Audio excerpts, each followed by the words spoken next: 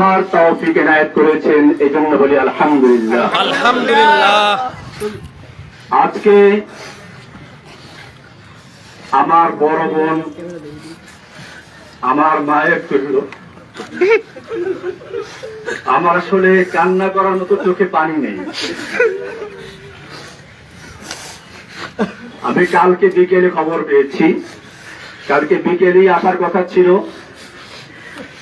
আসা হয় নাই।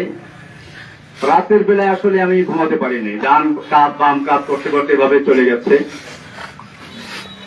আপনারা জানেন আমি বরগুনা এসেছিলাম 2013 সালে আগস্টের 10 তারিখে। বাংলাদেশের বুকে, বাংলাদেশের জনগণের বুকের উপরে একটা স্বৈরাচারী শাসক